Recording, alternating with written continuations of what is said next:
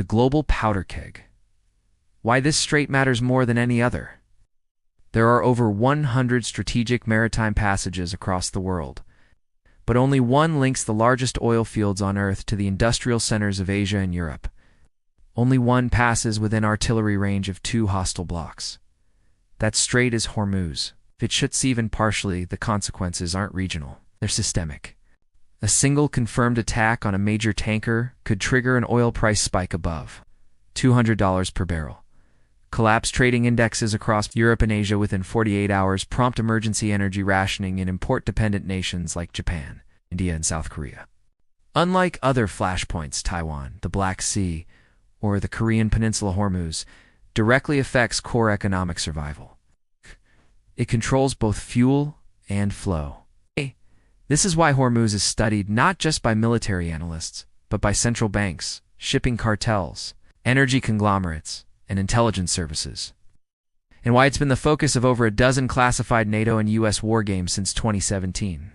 The 2024 Gulf Command simulation concluded that a sudden closure would result in 80% of regional naval capacity being committed within 96 hours, with additional deployments from France, the UK, and India. And unlike a traditional war zone, there's no buffer, no neutral space. The strait is too narrow, too watched, and too full of ships both military and commercial. It is one of the few places on Earth where an attack, a misfire, or even a misinterpreted signal could instantly pull in multiple states with competing interests and nuclear backing. Hormuz isn't just vulnerable, it's primed. And once a match is struck here, it won't burn slowly. 2. Iran's red line. How and why it would close the strait. Iran does not threaten Hormuz casually. It reserves that threat for moments of extreme pressure, and 2025 may be one of them. With international sanctions tightening and nuclear negotiations collapsing, Tehran's leadership faces economic suffocation. Inflation has passed 80%, protests have reignited in key provinces, and foreign currency reserves are dwindling. According to intercepted communications leaked by a Gulf intelligence agency in May 2025, IRGC commanders have discussed reactive chokepoint denial as a last resort countermeasure to be used. If Iran faces direct attacks or total diplomatic isolation, the strategy isn't new. It's rooted in decades of planning.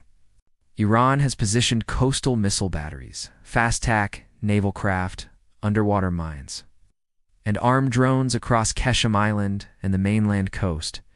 Their goal is not long-term blockade. It's shock. Just a temporary denial of transit could undermine global trust in U.S. deterrence, cause economic panic and rival. Gulf states force emergency talks under Iran's terms. It's not about holding the strait forever. It's about proving Iran can shut it at will. Military analysts refer to this as Iran's red line doctrine. It states that if regime survival is at stake, the global system must feel the pressure. This doctrine is reactive by design. It's meant to deter, not start war. But once triggered, the space for misinterpretation vanishes. If a mine disables a U.S.-escorted vessel, or if an IRGC drone approaches a British destroyer, the West might not wait to verify intent. They will strike back. And in Tehran's logic, retaliation confirms their narrative that Iran is under attack. That closure was justified. In this way, Hormuz becomes a stage, one where the actors are armed. No one is sure who's directing the final act. 3. Allied commitments. Who gets involved immediately if conflict begins in Hormuz? The list of nations forced to respond is long and dangerous. The United States has a standing naval presence in Bahrain and Diego Garcia. Its Fifth Fleet is tasked with maintaining free passage through Hormuz. Under the Carter Doctrine, any attempt to close the strait is considered a direct threat to U.S. interests, warranting military intervention. But the U.S. would not act alone. United Kingdom has recommitted naval resources to the Gulf as part of its global Britain posture.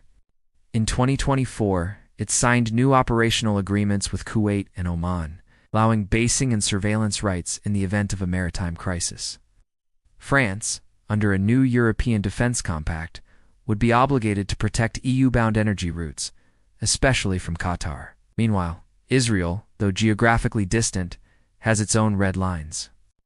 If Iran uses the conflict to move weapons into Syria or Lebanon during the chaos, Preemptive Israeli airstrikes are not only possible, they're expected. Then come the non-Western actors. Russia, though diplomatically linked to Iran, has a vested interest in high oil prices. It may offer rhetorical support but avoid open war. China, however, is deeply exposed. It imports over 40% of its crude via Hormuz. If its supply line is threatened, it could deploy naval assets to protect shipping, introducing a non-NATO nuclear navy into the fray. Now the danger becomes exponential. With 3 nuclear powers, multiple alliances, and conflicting rules of engagement operating in the same water, accidental escalation becomes inevitable. The Strait of Hormuz is small, but the number of nations committed to keeping it open is vast. And once they move, the conflict is no longer about oil.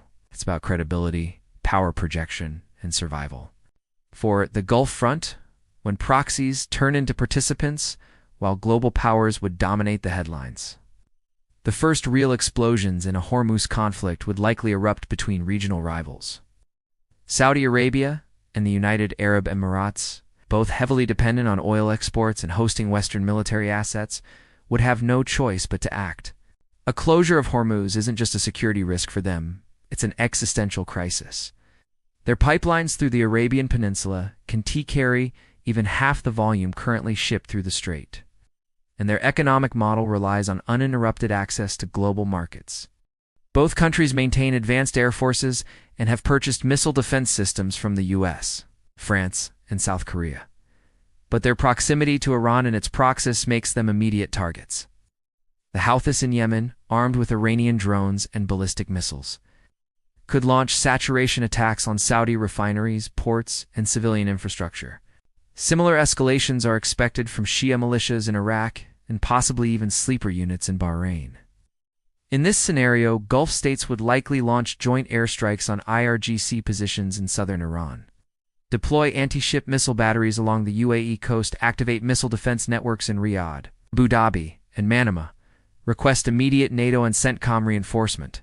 But they would also face asymmetric retaliation, cyber attacks, attacks on tankers, possibly direct strikes on desalination plants. Critical vulnerability for Gulf societies reliant on seawater for drinking and agriculture. In a matter of days, the Gulf transforms from an economic zone to an active war theater. And once regional powers bleed once, their capitals are hit and their economies dive. They commit not just to defense, but to war.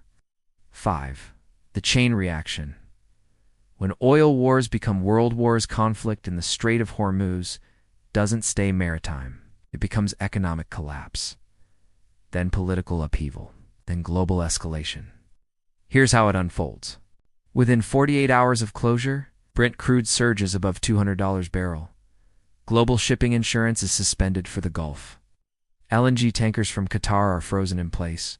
Refinery operations in India, Singapore, and Japan begin emergency shutdowns by day 7.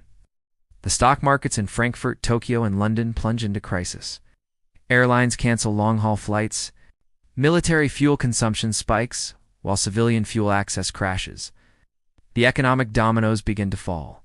Power outages spread in East Africa and South Asia. Food prices rise as fertilizer production halts. Emergency powers are invoked in at least 12 nations. Public protests erupt in cities. Already under economic stress, now politics shifts. In Pakistan, facing fuel shortages and border instability, the military increases control. In Turkey, whose position as a NATO bridge becomes critical, regional ambitions resurface. China, desperate to secure energy flow, proposes a maritime stability initiative, but backs it with armed escort fleets. Meanwhile, Russia exploits the distraction to push deeper into contested territories in Eastern Europe or the Caucasus, daring NATO to split its focus. Suddenly, what began as a Gulf crisis becomes a multi-theater confrontation, with simultaneous pressure points in the Middle East, Indo-Pacific, and Eastern Europe. And the West, forced to defend every front, stretches thin. History doesn't require grand declarations. Sometimes, world wars start with a blockade, a spark, or a ship that doesn't arrive. And in Hormuz, all three are possible within hours. A strait that could end an era, the Strait of Hormuz, is narrow, but the world that flows through it is vast. In that tight channel of water lies the hidden tension of our time, the illusion of stability. Every barrel of oil, every LNG shipment, every tanker silently moving through the night assumes that deterrence will always work, that nations will always back down, that warnings are just noise. But what if one day they're not? The risks of Hormuz are not just military or economic. They are foundational. If conflict erupts here, the age of global trade could end in a single week. Supply chains would break. Currency blocks would split. New alliances would form not out of ideology, but desperation. And the rules that govern the post-Cold War world could collapse without a single peace treaty, tornily trade routes blocked. Diplomats still believe in red lines, but missiles don't, and economies don't get second chances. In a world already stretched by war, inflation, and distrust, the Strait of Hormuz represents the thinnest margin of peace. One drone, one mine, one mistake, and the next global war may not begin with a declaration. It may begin with a silence in the sea.